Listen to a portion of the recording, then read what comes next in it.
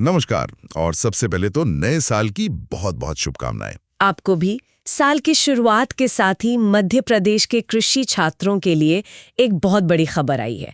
आज हम MPPSC यानी मध्य प्रदेश लोक सेवा आयोग के असिस्टेंट डायरेक्टर ऑफ एग्रीकल्चर या ADA भर्ती के नोटिफिकेशन की हर परत उधेड़ कर देखेंगे। हाँ, सबसे पहले वही बात जिसने इस खुशखबरी को आधा कर दिया, पदों की संख्या और उसका बंटवारा। नोटिफिकेशन में कुल 71 पद बताए गए हैं। हाँ, 71 पद। और इन 71 पदों का ब्रेकडाउन कुछ इस तरह है। 47 पद OBC के लिए, 10 पद ST के लिए और 14 पद SC के लिए आरक्षित है। एक मिनट, क्या मैं सही सुन रहा हूँ? 71 में से जनरल कैटेगरी यानी अनारक्षित UR के लिए एक भी सीट नहीं? शून्य। ये कैसे संभव है? क्या नोटिफिकेशन में कोई गलती है? नहीं, ये कोई गलती नहीं है और यही इस पूरे मामले का सबसे बड़ा पेच है। अनारक्षित श्रेणी के लिए 0 पद है। ओह। इसका सीधा असर 2 तरह के उम्मीदवारों पर पड़ता है।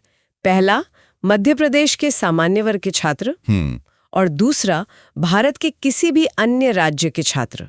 क्योंकि जब भी कोई बाहरी राज्य का उम्मीदवार आवेदन करता है तो उसे अनारक्षित श्रेणी में ही गिना जाता है।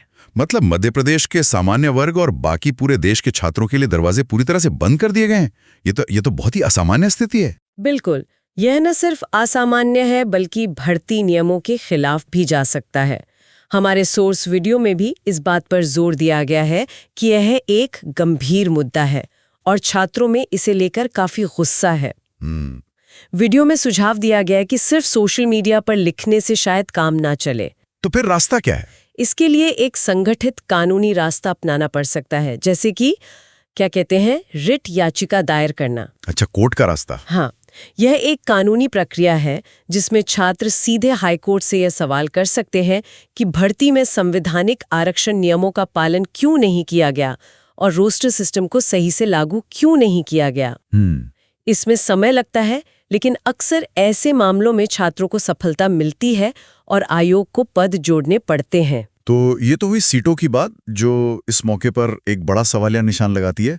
लेकिन मान लीजिए कि कोई उम्मीदवार इन आरक्षित श्रेणियों में आता है, हाँ, या उसे उम्मीद है कि आगे चलकर सीटें बढ़ेंगी, तो उसके लिए अगला कदम क्या होगा? उसे किन तारीखों का ध्यान रखना होगा? उसके लिए तारीखें बहुत महत्वपूर्ण हैं। ऑनलाइन आवेदन शुरू होंगे 25 अप्रैल 2026 से। 25 अप्रैल से। और आवेदन करने की आखिरी तारीख है 24 मई 2026। यानी फॉर्म भरने के लिए ठीक 1 महीने का समय मिलेगा। बिल्कुल। और सबसे अहम, परीक्षा की तारीख। परीक्षा की तारीख तय की गई है 22 नवंबर 2026। नवंबर 2026। इसका मतलब है कि तैयारी के लिए आज से लगभग 10-11 महीने का सीधा सीधा वक्त है। ये तो काफी लंबा समय है। हाँ, और ये बहुत जरूरी भी है। आखिरी बार ये परीक्षा 2019 में हुई थी, मतलब पूरे 6 साल का गैप है। 6 साल। हाँ, और ये 6 साल का गैप मामूली नहीं है। इसका मतलब है कि 2019 के बाद से ग्रेजुएट हुए हजारों छात्र जो शायद किसी और फील्ड में जाने का सोच रहे थे, अब पूरी ताकत से इस परीक्षा में उतरेंगे। सही बात है। प्रतियोगिता का स्तर 2019 के मुकाबले कई गुना ज्यादा होने की उम्मीद है, इसलिए ये 10-11 महीने का समय बहुत जरूरी भी है। और समय के साथ साथ पैसा भी लगेगा। आवेदन शुल्क कितना रखा गया है इस बार? मध्य प्रदेश के SC, ST, OBC और दिव्यांगजनों के लिए शुल्क 250 रुपए है और बाकी सभी के लिए 500 रुपए। ओके। और यहाँ एक और विडंबना देखिए, नोटिफिकेशन में मध्य प्रदेश से बाहर के उम्मीदवारों के लिए 500 रुपए शुल्क तो बताया गया है, पर उनके लिए सीट एक भी नहीं है। एक भी नहीं। ये शायद एक प्रशासनिक चूक है जो इस नोटिफिकेशन के कंफ्यूजन को और बढ़ाती है।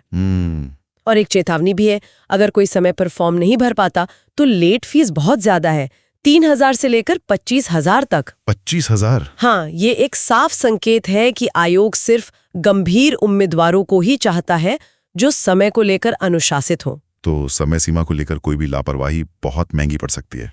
अच्छा, तो ये सब तैयारी और प्रक्रिया की बातें हुई। अब उस चीज पर आते हैं जो उम्मीदवारों को सबसे ज्यादा प्रेरित करती है, वो इनाम जिसके लिए सारी मेहनत है। पद, उसका रुतबा और वेतन। ये भर्ती सीधे सीधे मध्य प्रदेश सरकार के किसान कल्याण तथा कृषि विकास विभाग के लिए है। यानी आप सरकार का वो चेहरा बनेंगे जो सीधे किसानों और कृषि नीतियों से जुड़ा होता है। पद का नाम है असिस्टेंट डायरेक्टर एग्रीकल्चर यानी ADA। ये एक द्वितीय श्रेणी राजपत्रित अधिकारी सेकंड क्लास गेजेटेड ऑफिसर का पद है बिल्कुल। और इसका वेतनमान 15,600 से 39,100 रुपए प्लस 5400 का ग्रेड पे है। ये सुनने में थोड़ा पुराना लगता है, इसका आज के समय में क्या मतलब है? इसे आज के हिसाब से समझते हैं। ये जो 5400 का ग्रेड पे है, इसे हल्के में नहीं लेना चाहिए। 7th पे कमीशन के हिसाब से ये लेवल 12 की पोस्ट है।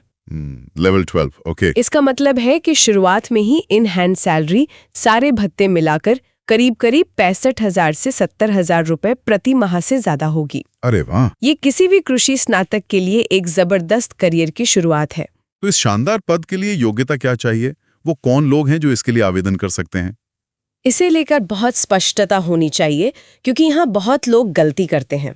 2 तरह की योग्यताएं हैं। अच्छा।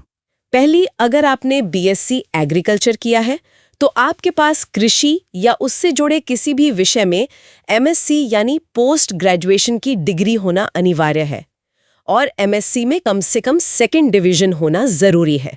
मतलब बीएससी एग्रीकल्चर वालों के लिए एमएससी एक नॉन नेगोशिएबल शर्त है। और दूसरा रास्ता क्या है? दूसरा रास्ता एग्रीकल्चरल इंजीनियरिंग के छात्रों के लिए है। अगर किसी ने एग्रीकल्चरल इंजीनियरिंग में स्नातक की डिग्री यानी बीटेक किया है तो वो सीधे आवेदन कर सकते हैं। अच्छा, उनके लिए एमएससी जरूरी नहीं है? नहीं, उनके लिए एमएससी की अनिवार्यता नहीं है, बस उनकी बीटेक की डिग्री कम से कम 2nd डिवीजन में पास होनी चाहिए। तो साफ है, बीएससी एग्रीकल्चर प्लस एमएससी या फिर सिर्फ बीटेक एग्रीकल्चरल इंजीनियरिंग। बिल्कुल। यहाँ एक और सवाल उठता है, क्या जो लोग अभी अपनी डिग्री के फाइनल ईयर में हैं वो आवेदन कर सकते हैं? ये एक बहुत जरूरी सवाल है और इसका जवाब है नहीं। नहीं। नोटिफिकेशन में साफ लिखा है कि आपकी डिग्री या योग्यता आवेदन करने की आखिरी तारीख यानी 24 मई 2026 तक पूरी हो जानी चाहिए। अच्छा। आपके हाथ में प्रोविजनल डिग्री सर्टिफिकेट पीडीसी होना चाहिए। ये नहीं सोच सकते कि परीक्षा तो नवंबर में है, तब तक डिग्री आ जाएगी। डेडलाइन फॉर्म भरने की आखिरी तारीख है। तो अकादमिक योग्यता तो साफ हो गई, लेकिन क्या अनुभव या उम्र की भी कोई सीमा है? अनुभव की कोई शर्त नहीं है, ये सीधी भर्ती है, लेकिन उम्र की सीमा है। ओके। आयु की गणना 1 जनवरी 2026 के आधार पर की जाएगी। इस तारीख को उम्मीदवार की न्यूनतम आयु 21 साल और अधिकतम आयु 40 साल होनी चाहिए। यानी 21 से 40 साल का एक बड़ा आयु वर्ग इसके लिए पात्र है? हाँ, और जो विभिन्न आरक्षित श्रेणियों के लिए आयु में छूट के सरकारी नियम हैं, वे भी इस पर लागू होंगे, लेकिन सामान्य सीमा 21 से 40 वर्ष ही है। ठीक है, अब हम उस हिस्से पर आते हैं जहां से असली तैयारी शुरू होती है, परीक्षा योजना और सिलेबस। क्या नोटिफिकेशन में इस बारे में कुछ बताया गया है? अभी तक एमपीपीएससी ने आधिकारिक परीक्षा योजना या सिलेबस जारी नहीं किया है। उन्होंने कहा है कि इसे जल्द ही आयोग की वेबसाइट पर घोषित किया जाएगा। लेकिन 10 महीने का समय है, कोई हाथ पर हाथ धरकर तो बैठ नहीं सकता। पिछले पैटर्न के आधार पर तैयारी की दिशा तो तय की ही जा सकती होगी। बिल्कुल, और यही समझदारी है। पुराने पैटर्न के हिसाब से उम्मीद है कि कुल 150 प्रश्न होंगे। 150 सवाल? हाँ, इन 150 प्रश्नों का बंटवारा कुछ इस तरह हो सकता है।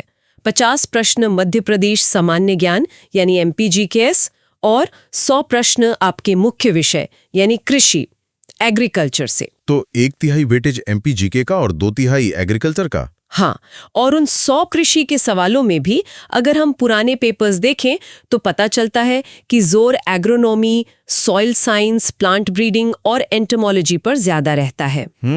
मध्य प्रदेश की प्रमुख फसलों जैसे सोयाबीन, गेहूं और चने से जुड़े सवाल जरूर आते हैं, तो तैयारी की शुरुआत इन कोर्स सब्जेक्ट से करनी चाहिए। और एमपीजीके का क्या? उसे हल्के में तो नहीं लिया जा सकता? बिल्कुल नहीं। मुझे 2019 की परीक्षा याद है। कई होनहार छात्र सिर्फ इसलिए इंटरव्यू कॉल से चूक गए क्योंकि उन्होंने एमपीजीके को गंभीरता से नहीं लिया। ओह, अच्छा। उन्हें लगा कि सिर्फ एग्रीकल्चर पढ़ने से काम चल जाएगा। एमपीपीएससी की यही खासियत है, वो राज्य विशेष के ज्ञान को बहुत महत्व देता है। 50 सवाल बहुत बड़ा अंतर पैदा कर सकते हैं। सही बात है। तो आज की इस चर्चा का सार ये है कि एमपीपीएससी एडीओ की ये 71 पदों की भर्ती एक बहुत बड़ा और प्रतिष्ठित अवसर है, खासकर 6 साल के लंबे इंतजार के बाद। पद शानदार है, वेतन आकर्षक है और तैयारी के लिए समय भी पर्याप्त है। लेकिन सिक्के का दूसरा पहलू ये है कि सामान्य वर्ग की सीटों का शून्य होना एक बहुत बड़ी बाधा और एक गंभीर मुद्दा है। जिसने इस पूरी खुशखबरी को आधी बना दिया है। हाँ, मुख्य बातें जो याद रखनी है। MSc एग्रीकल्चर या बीटेक एग्रीकल्चर इंजीनियरिंग की योग्यता, 21 से 40 वर्ष की आयु सीमा और आवेदन की अंतिम तिथि तक डिग्री का पूरा होना। इस पूरी जानकारी को समझने के बाद एक दिलचस्प सवाल ये उठता है, जी, इस प्रतिष्ठित पद के लिए तैयारी कर रहे उम्मीदवारों को इस समय अपनी ऊर्जा कहाँ लगानी चाहिए? क्या उन्हें केवल अपनी पढ़ाई पर ध्यान केंद्रित करना चाहिए, जो अपने आप में एक बहुत बड़ी चुनौती है, या फिर उन्हें साथ साथ सीटों के निष्पक्ष वितरण के लिए अपनी आवाज उठाने की रणनीति पर भी काम करना चाहिए? ये संतुलन बनाना ही शायद उनकी पहली परीक्षा होगी।